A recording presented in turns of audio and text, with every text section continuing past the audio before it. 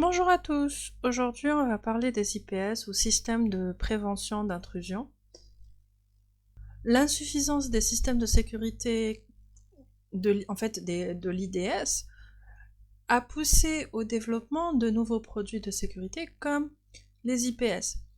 Donc un IPS peut être n'importe quel outil qui utilise le contrôle d'accès pour protéger un système d'un abus de la part d'attaquants. La prévention d'intrusion, finalement, est une approche qui est préemptive à la sécurité des réseaux, permettant d'identifier des menaces potentielles et d'y répondre rapidement. L'IPS est conçu pour être installé en ligne par rapport au flux du trafic et prévenir les attaques en temps réel, contrairement à l'IDS. Si vous vous rappelez, l'IDS, on va plutôt le mettre en parallèle. Ce qui va permettre finalement à l'IPS de pouvoir tout de suite bloquer, arrêter un trafic s'il le juge malveillant ou suspicieux. Il a la capacité de vérifier des protocoles de la couche 7 comme l'HTTP, FTP, SMTP et permet une meilleure prise de conscience de ce qui se passe. Il peut aussi corriger un checksum, des flux de paquets défragmentés, prévenir des problèmes de séquençage TCP et nettoyer des options indésirables de la couche de transport ou de réseau. Et l'IPS doit fonctionner comme un IDS pour débiter, mais il doit débiter moins de faux positifs puisque un IPS, s'il y a un faux positif, en fait, ce faux positif, ce que va faire l'IPS, c'est bloquer la connexion et il risque de bloquer une connexion bénigne, si on parle de connexion, d'un trafic bénin lors d'un faux positif, avec l'existence d'un faux positif. Donc on veut diminuer au maximum les faux positifs. Ensuite, si on regarde finalement un IPS, il va être mis en ligne, comme j'ai dit précédemment. Généralement, l'IPS n'est pas qu'un élément de défense des limites externes, mais il présente aussi une valeur en tant qu'élément de sécurité qui s'exécute autant à l'intérieur qu'aux limites des segments de réseau. Et donc, pour être efficace, un IPS doit faire preuve de performances réseau qui sont suffisamment grandes par rapport au réseau qui est utilisé, et une très grande précision dans l'arrêt des attaques. Si on regarde ici, on va pouvoir voir comme quoi, en fait, on peut positionner l'IPS à différents endroits. Si je le mets à l'entrée du réseau, donc à l'entrée d'Internet, ça va permettre finalement à l'IPS de protéger le pare-feu, les proxys, etc. qu'il y a derrière. Néanmoins, un autre problème qui va se poser, c'est qu'il va être lui-même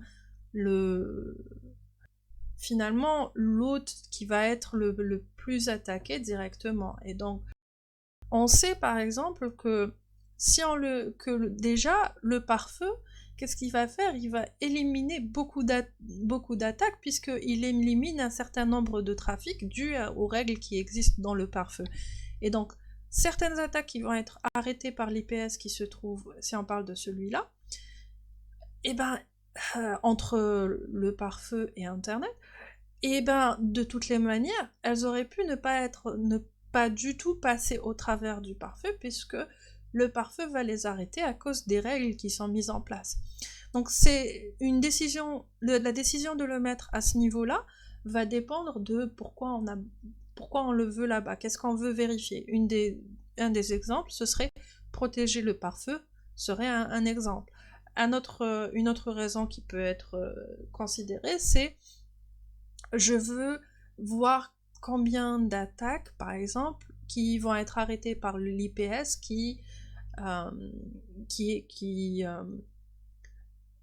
en fait, par toutes les attaques qui vont être arrêtées avant même d'arriver au pare-feu.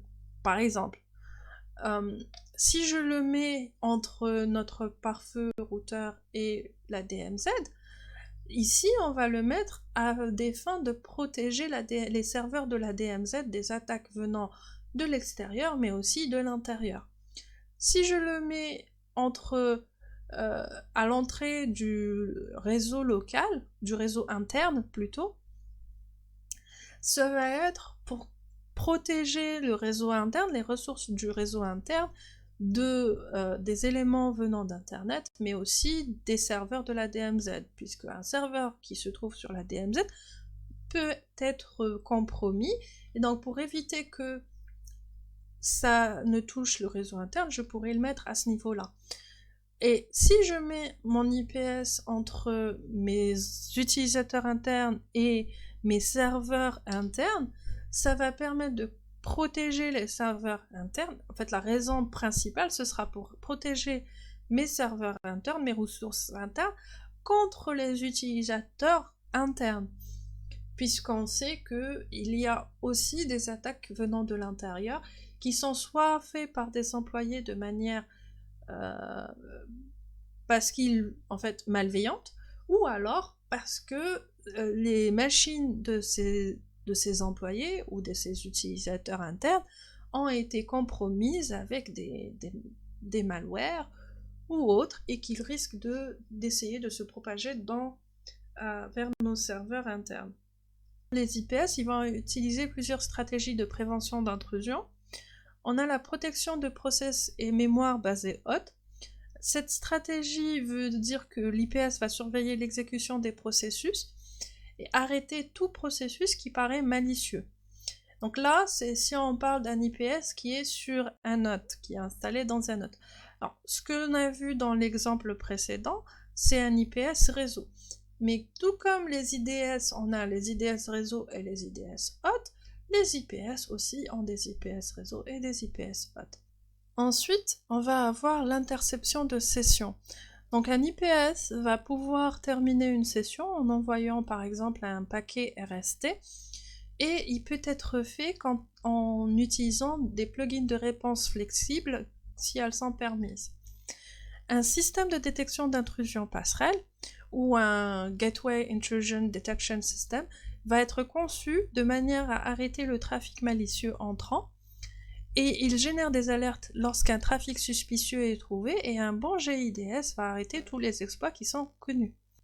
Un IPS va avoir certains risques et parmi ces risques, on va retrouver l'interception de sessions et l'identification de l'IPS ou de l'IDS. Donc, en fait, quand un IPS, par exemple, Snort ou Suricata va terminer une session TCP, s'il détecte une attaque en envoyant un paquet RST, ce paquet peut permettre à l'attaquant de déterminer comme quoi il y a un IPS, mais aussi quel est le type d'IPS et l'IPS logiciel qui existe.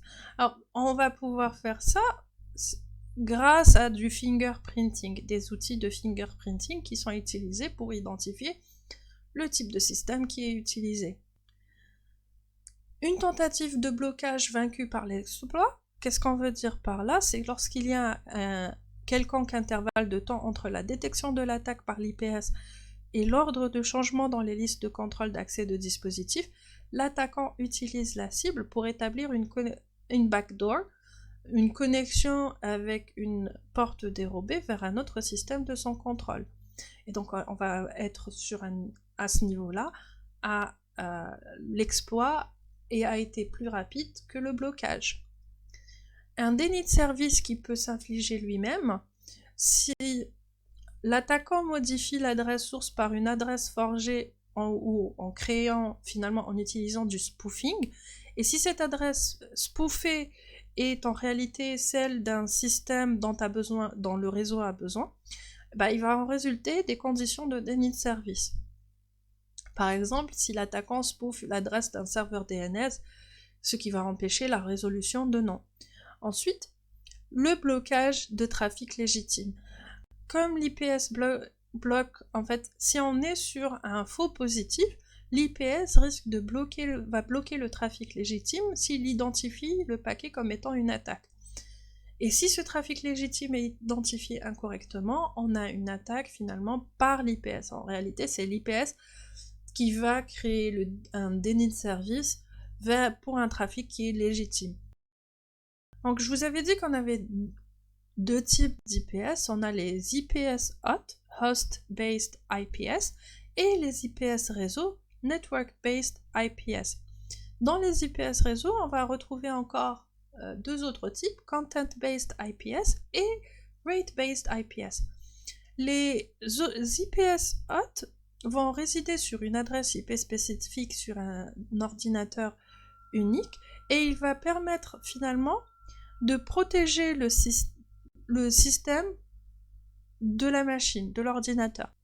Un HIPS complémente les méthodes traditionnelles des antivirus heuristiques et basées en empreintes et il travaille en imposant un ensemble de conventions software basic qui ne changent jamais, qu'on appelle les Application Binary Interface. Les IPS réseaux vont être soit des applications ou du matériel qui empêche toute intrusion sur un réseau spécifique. Elle est faite à partir d'un node avec une adresse IP différente sur les réseaux et il est conçu pour analyser, détecter et signaler les événements relatifs à la sécurité ainsi que pour inspecter le trafic et sur la base de leur configuration ou de la politique de sécurité, ils vont rejeter ou abandonner tout trafic malicieux. Alors, dans les NIPS, on va parler des Content-Based IPS. Alors, ces IPS vont inspecter le contenu des paquets à la recherche de séquences uniques, donc en fait de signatures. Et ils inspectent et rejettent toute entrée de contenu qui n'est pas connu et détecte et prévient les attaques causées par une infection connue et les attaques qui sont connues. Les RIPS, quant à eux, pour Rate-Based IPS, vont être des IPS qui vont prévenir d'attaques, par exemple DOS ou DDoS, à travers, en fait, comment il fait ça, c'est grâce au monitoring en temps réel du trafic et la comparaison avec des statistiques qui sont stockées. Généralement, un RIPS va pouvoir identifier des taux anormaux pour certains types de trafic, par exemple des trafics TCP, UDP ou ARP, et le nombre de connexions par seconde, nombre de paquets par connexion, nombre de paquets par port spécifique, et ainsi de suite. Puis il identifie et prévient les risques qui sont différents du trafic usuel du réseau en comparant avec un ensemble de paramètres. Donc la première chose qui doit être faite pour utiliser un RIPS, c'est d'abord analyser le trafic actuel, comment faire des statistiques sur le trafic usuel pour pouvoir les utiliser dans le monitoring et voir finalement qu'est-ce qui pose problème. Par exemple, si dans notre entreprise, on a un serveur web et que le serveur web va avoir habituellement 10 000 demandes de connexion par seconde et que du jour au lendemain, on passe de 10 000 connexions par seconde à 20 000 ou 30 000 ou 40 000 demandes de connexion par seconde, à ce moment-là, on voit bien que ça, c'est inhabituel et anormal pour notre réseau. Et c'est différent, c'est totalement différent des statistiques ou des seuils qu'on a mis en place. Et donc le RIPS va pouvoir arrêter ces demandes de connexion. Alors, forcément, ça peut poser problème lorsque on va avoir, par exemple, on reprend cet exemple d'un serveur web, que, imaginons que entre aujourd'hui et demain, imaginons que demain, mon entreprise ou le site web qui est hébergé sur ce serveur web a eu un buzz. Et donc il y a beaucoup de personnes qui normalement n'ont pas l'habitude d'entendre parler de lui, on en a entendu parler et vont se faire des demandes de connexion pour voir ce qui se passe. Et donc à ce moment-là, ce qui va en réalité, l'augmentation du nombre de demandes de connexion par seconde est une augmentation qui est normale, mais qui ne peut pas être détectée comme étant normale, puisque pour le RIPS, en fait, ça va au-delà de ce qui a été mis comme seuil. Donc, c'est un autre problème qui se pose, donc on risque de perdre, l'entreprise risque de perdre des clients à cause de cela. Néanmoins, en temps normal, ça reste quelque chose de plutôt intéressant à utiliser puisque ça va nous permettre de protéger nos serveurs des attaques DOS et des DOS. Le flux d'informations dans un IDS et dans un IPS va être le même. La première chose qui va se passer, c'est la capture des paquets en brut. Donc le flux d'informations interne d'un IBS et d'un IPS, d'un IDS et d'un IPS, va commencer par la capture de paquets bruts. Et la capture de paquets bruts va impliquer la capture des paquets et le transfert des données aux composants du système suivant. Et pour pouvoir faire cela, généralement, on va utiliser le mode de capture promiscuous pour permettre finalement, si on peut-être que vous en avez déjà parlé, mais il y a deux modes de cueil de paquets sur les cartes réseau. Et on va avoir le mode promiscuous et le mode non-promiscuous. Le mode non-promiscuous, c'est le mode qu'on a l'habitude d'avoir sur sur nos machines, sur nos terminaux, sur nos laptops, et ainsi de suite, où seuls les paquets qui sont destinés à la machine, à la carte réseau, vont être capturés et montés dans les différentes couches du modèle OSI. Tandis que dans le mode promiscuous, même les paquets qui ne sont pas destinés à la machine vont ne vont pas être rejetés, ils vont être remontés vers l'application qui va être en écoute par exemple. Puis on a le filtrage, c'est un processus de contrôle des paquets qui sont capturés. Le filtrage peut être effectué de différentes manières. D'abord, on a les cartes réseau qui agissent comme un filtre au paquet entrant par rapport à l'adresse MAC. Une autre méthode de filtrage, c'est le fait d'utiliser des filtres de paquets qui ne capturent que les paquets qui sont configurés. On a ensuite le décodage, donc une fois que les paquets bruts ont été capturés, filtrés, il va y avoir le décodage des paquets. Le décodage est utilisé pour définir les structures des paquets et qui sont collectés à travers un monitoring en mode promiscuous. Donc le décodage des paquets permet de déterminer si un paquet, par exemple, est en IPv4 ou si l'entête n'a pas d'option ou c'est de l'IPv6, par exemple. Ensuite, on va avoir le stockage. Donc le stockage, à ce niveau-là, il va y avoir l'enregistrement d'une donnée dans un fichier et généralement ça c'est quelque chose de simple et facile puisque les nouvelles données peuvent être ajoutées à un fichier existant à la fin ou un nouveau fichier peut être créé, ce qui va permettre que les données filtrées soient stockées. Après le stockage, on va avoir le réassemblage de fragments. Donc un fragment de paquet peut chevaucher un autre paquet en utilisant le réassemblage de fragments qui pourrait écraser le premier au lieu d'être réassemblé en séquence. Donc en faisant ce réassemblage au niveau de l'IDS ou de l'IPS, on va pouvoir voir s'il n'y a pas un problème lors du réassemblage.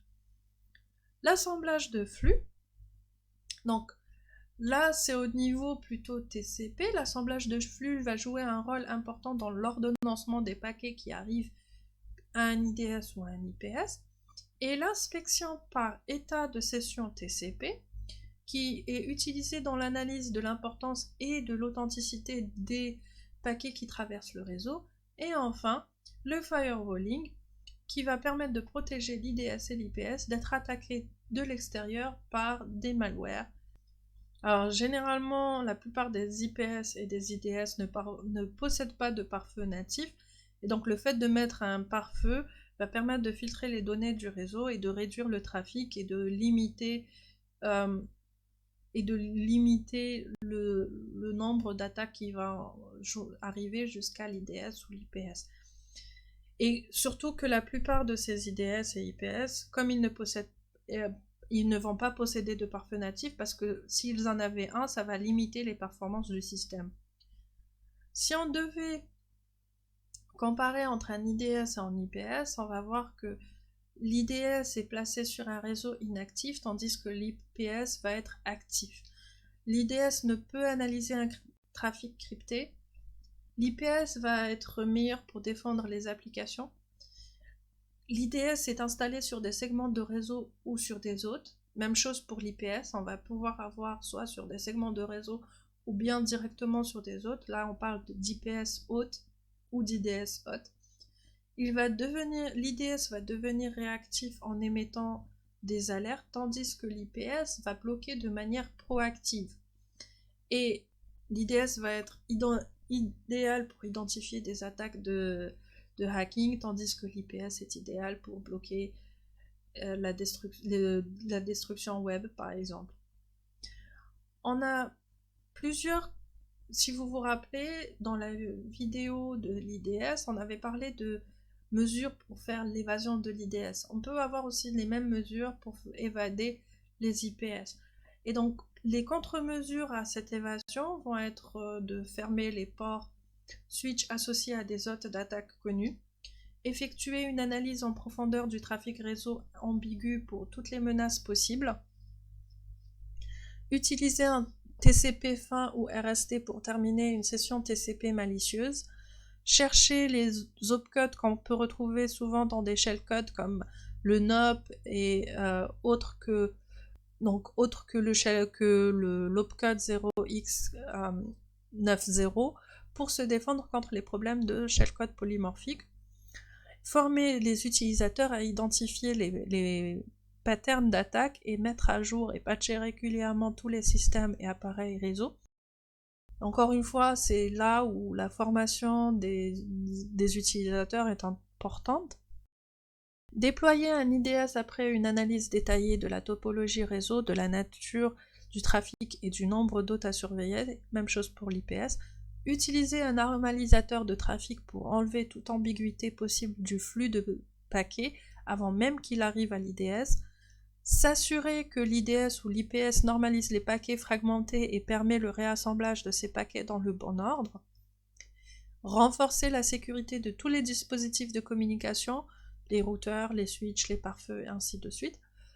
Et si possible, bloquer les paquets ICMP avec un TTL qui arrive à terminaison au niveau des interfaces externes et changer la valeur du champ TTL à une valeur qui soit plus grande. Mettre à jour la base de données des signatures antivirus régulièrement. Et enfin, journaliser les informations d'attaque. IP attaquant, adresse IP de l'attaquant, adresse IP de la victime, timestamp, pour pouvoir faire une analyse future. Sur ce, je vous souhaite une bonne journée ou une bonne soirée et à bientôt pour la prochaine vidéo. Bye!